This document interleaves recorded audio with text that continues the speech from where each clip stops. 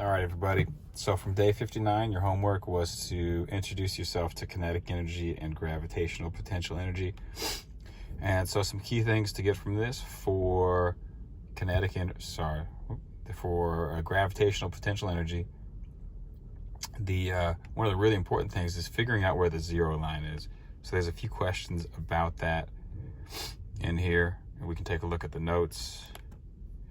So here's our equation. Sometimes PE is called U.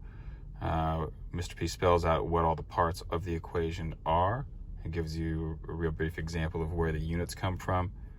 And we talk about where the zero line could be. The zero line could be at your lowest point, at your highest point, or somewhere in the middle. He talks about which of those makes sense and what that means for the energy at different points in time.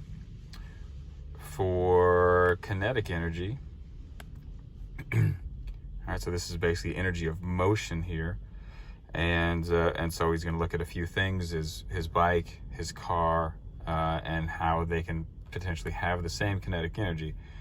Obviously, they'd have to have significantly different velocities. So he measures out the mass of the Prius and the bike, and labels all the velocities that are separate based on whether they're for the bike or the Prius.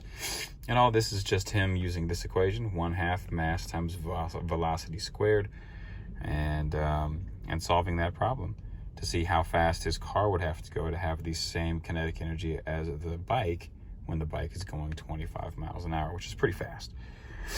So that's your intro to that there. And then for day 60,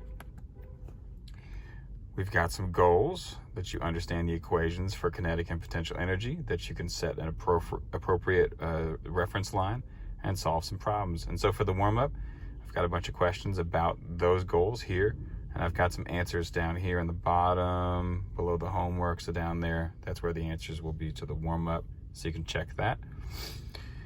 And then some notes for you to take, notes on potential energy, just breaking it down. Notes on kinetic energy, again, breaking it down. Tomorrow we're going to talk about the conservation of mechanical energy tomorrow. And then some practice problems for you to get familiar with using the equations.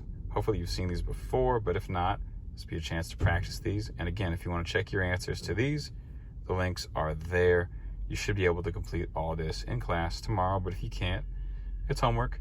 And then for homework, there's an 8-minute video on conservation of mechanical energy. This is conservation of energy. It's like trading potential energy for kinetic energy or vice versa. And that's what we're going to cover in class on Tuesday. Alrighty, thanks for watching this 3-minute video. Have a great rest of your weekend.